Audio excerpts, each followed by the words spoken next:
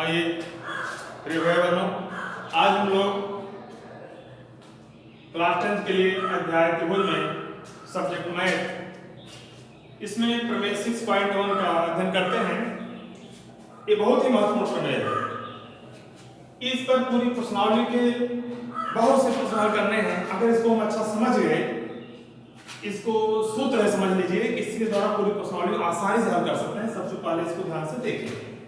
आधारभूत समानुपातिकता प्रमेय या थेल्स प्रमेय के नाम से जाना जाता है। इस प्रमेय को थेल्स प्रमेय के नाम से जाना जाता है।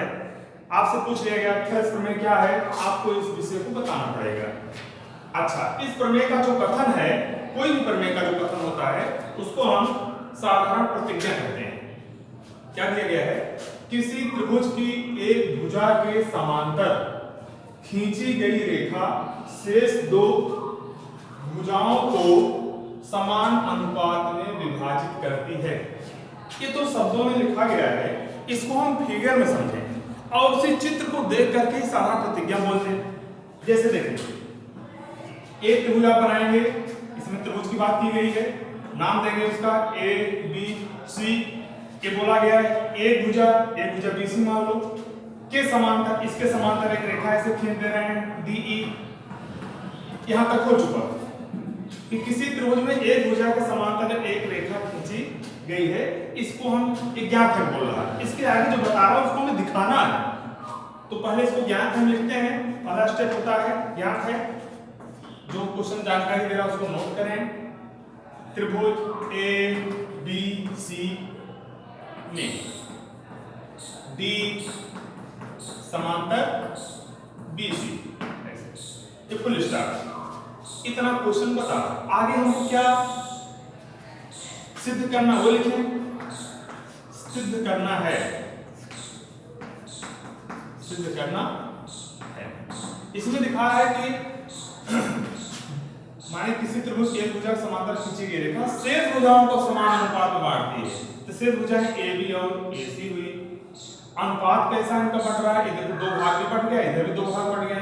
इनका बटा कर दीजिए, अनुपात हो जाएगा ऐसे ए डी बटा डी बी बराबर ए बटा ई सी। इतनी चीज तो आप ये क्वेश्चन में बता, मतलब ये क्वेश्चन ही समझिए, परीक्षा में आएगा कि सिद्ध कीजिए, लगा देगा इसके पहले। सिद्ध कीजिए किसी त्रिभुज की एक भुजा के समांतर खींची गई रेखा शेष भुजाओं को समान अनुपात में विभाजित करती है। ये प्रमेय है, ये कथन हुआ, इसको आप दिमाग में बैठा लीजिए। अच्छा, ये सिद्ध करना है। चलते हम लोग रचना। चित्र में अगर कुछ परिवर्तन करना पड़ता है, यानी जितना फिगर बना है उतना से हम सिद्ध नहीं कर पा रहे हैं तो कुछ उसमें बढ़ाना पड़ता है, तो उसको डॉटेड लाइन द्वारा दिखाते हैं। चलते हैं हम लोग इसमें देखते हैं कि ये भुजाएं हैं ए बी और ए सी, इस पर एक लंब खींचना चाहते हैं। जैसे यहाँ ई से एक लंब खींच रहे हैं इधर, इसको कह दे रहे हैं एम, ये समकोण बन गया। इस पर डी से भी एक लंब इधर खींच दे रहे हैं, इसको कह दे रहे हैं एन। ये देखिए बन गया। और उसके बाद नीचे भी बी से ई को और डी से सी को मिला दे रहे हैं। इतनी बात यहाँ लिखना पड़ेगा रचना में। ऐसे लिख देंगे ई एम, लंब क्या लिख दें ए बी पूरा लंब हो, ए बी पूरी भुजा है, कामा इधर से देखें डी एन, लंब का चिन्ह ऐसे लगा देंगे, लिख देंगे ए सी। और क्या किया आपने, इधर देखो बी ई और सी डी को मिलाया, इसको मिलाया गया। ये आपने नोट कर लिया। अब हम लोग आगे चलते हैं। प्रमाण। किसी बात को दर्शाने के लिए, सिद्ध करने के लिए हम जब उसको ज्ञात है सिद्ध करना रचना लिखते हैं, उसके बाद हम उसको उपपत्ति लिखें या प्रमाण लिखें। इसमें हम शुरुआत करते हैं, एक सूत्र आप लोग पहले से जानते हैं, चूंकि त्रिभुज का क्षेत्रफल, त्रिभुज का क्षेत्रफल, त्रिभुज का क्षेत्रफल क्या होता है? 1/2 गुणे आधार गुणे ऊंचाई, ये होता है। तो यहां पर हम इसलिए चूंकि का प्रयोग वहां करते हैं जब कुछ जानकारी अपने आप क्वेश्चन से या सूत्र से कहीं से लाते हैं आपके पास, कुछ नया देना चाहते हैं तो वहां इसलिए प्रयोग होता है। इसलिए एरिया ऑफ त्रिभुज ADE।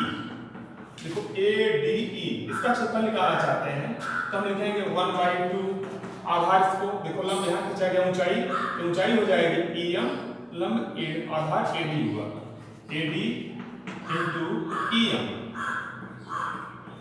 अब देखिए AD आधार हो गया, EM ऊंचाई हो गई। अब इसको हम समीकरण 1 कर देते हैं। अच्छा इतना हुआ। और दूसरा निकालते हैं, एक और त्रिभुज आपके सामने इधर नीचे बना हुआ है इसी भुजा पर। पहले इसी भुजा निकालते हैं क्योंकि AD/DB इसी भुजा है ना, पहले इसी भुजा पर दोनों बने हुए त्रिभुजों का क्षेत्रफल निकालते हैं। एरिया त्रिभुज BDE, ऐसे BDE, इसका क्षेत्रफल 1/2 into BD, यहाँ DB लिखेंगे, ADB आधार इसका हो गया ऐसे DB into। अब यह चूंकि यह भुजा ऐसे बनी है तो इसकी ऊंचाई, यही ऊंचाई इस त्रिभुज के लिए भी है, चूंकि इधर से ऊंचाई है तिरछा होगा, समकोण बनेगा नहीं, यहाँ से लंब है, यही EM इसकी ऊंचाई हो जाएगी EM। समीकरण नंबर 2। अब हम लोग देखें कि दो त्रिभुज क्षेत्रफल निकाला, एक में दूसरे भाग दे रहे हैं इसे लिखेंगे। अब समीकरण 1/, चाहे ऐसा लगे 1/, चलो 1/2 से, 1 में 2 से भाग देते हैं। कैसे करेंगे? एरिया त्रिभुज ADE, एरिया त्रिभुज AD बटा एरिया त्रिभुज BDE।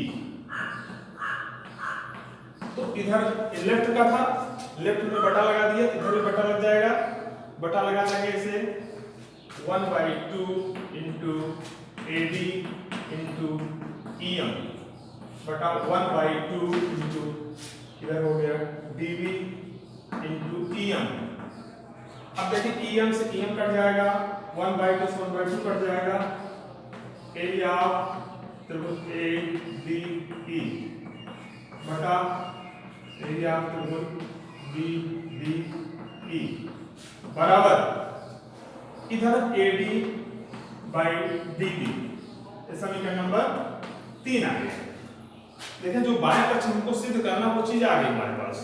अब हम लोग देखते हैं कि चलिए हम इस भुजा पर दोनों त्रिभुजों के क्षेत्रफल निकाले थे, अब इस तरफ बने AD और एक त्रिभुज A वाला हो जाएगा, इनका क्षेत्रफल निकालते हैं। इसके लिए लंब है DN हो जाएगा। अब हम लिखते हैं इसी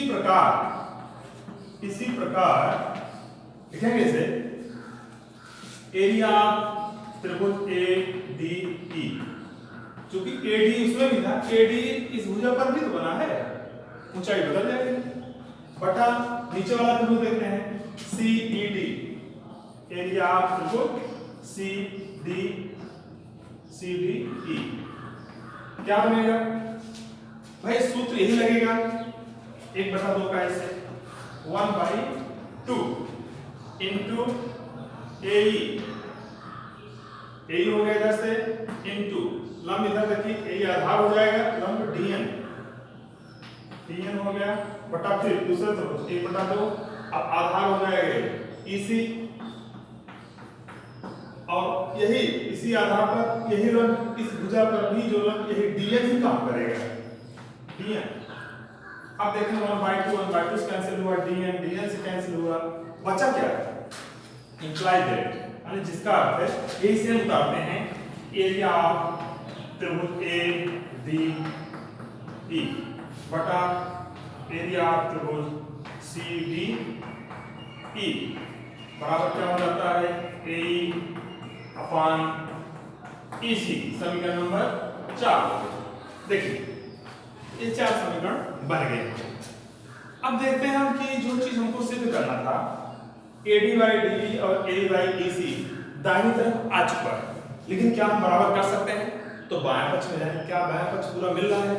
देख रहे हैं एरिया त्रिभुज AD यहाँ भी है और इसमें भी इसमें एरिया AD है, नीचे देख रहे हैं एरिया त्रिभुज BD है, लेकिन यहाँ CD है, अलग-अलग त्रिभुज हो गए हैं। तो इस चित्र में जरा देखिए कहाँ है त्रिभुज? देखो ABDE ये वाला त्रिभुज है और दूसरा CED ये वाला त्रिभुज है। तो एक नियम आपने पिछली क्लास में एक नियम पढ़ा था नियम ये था कि एक ही आधार और समान समांतर रेखाओं के बीच बने त्रिभुजों के क्षेत्रफल समान होते हैं। एक ही आधार और समान समांतर रेखाओं के बीच बने त्रिभुजों के क्षेत्रफल समान होते हैं, इसलिए हम एरिया ऑफ त्रिभुज लिख देते हैं बी डी ई बराबर एरिया ऑफ त्रिभुज सीईडी सीईडी। इसको समीकरण कह दे रहे हैं, समीकरण नंबर 4 तक बना था, इसको 5 कर दे रहे हैं। लेकिन क्यों हुआ है, कैसे हुआ, इस शब्दों मैंने बोला उसको संकेतिक में लिख दे रहे हैं, क्योंकि समान आधार समान आधार क्या है इसमें, तो आधार है डी, इसी आधार पर ये भी त्रिभुज बना है, इसी आधार पर ये भी बना है, समान आधार डी। और क्या चीज है, और डी समांतर, यहां लिख रहे हैं डीई समांतर डीसी। ये देखिए इतने से बात समझ ली जाएगी कि ये दोनों त्रिभुज एक ही आधार और समान समांतर रेखाओं के बीच बने हैं, इसलिए एरिया त्रिभुज ये हो गया, ये कंप्लीट ऊपर लिखा जा चुका है, समान आधार से बने हैं इसलिए ये दोनों त्रिभुज का क्षेत्रफल समान हो गया है। अब हमारे पास 3 समीकरण आ गए, माने कौन सा, तीसरा, चौथा, पांचवा। अब लिख देंगे, अब समीकरण 3, 4 और 3, 4 और 5। पांचवा ये बता रहा है कि समीकरण 3 का इधर और ये दोनों जो अलग दिख रहा है वो एक है, इसलिए AB बाई DB बराबर AE बाई EC। यही आपको सिद्ध करना था, तो दाहिना पक्ष हमने उन दोनों को बराबर कर लिया, क्योंकि बायां पक्ष बराबर है, दिख नहीं रहा था, थोड़ा अलग दिख रहा था कुछ, उसको हमने 5 में क्लियर कर लिया, वो बराबर है। इति सिद्धम। इसको आप कम से कम 2-3 बार इसको एक बार देख करके यहाँ समझें, नोट करें, फिर स्वयं से भी साधारण प्रतिक्रिया दिमाग में बैठाएं और उसको अभ्यास करें, तैयार करें, फिर इसके बाद फिर अगले प्रयोग पर हम लोग आते हैं। तब तक के लिए धन्यवाद, ढेर सारी शुभकामनाएं।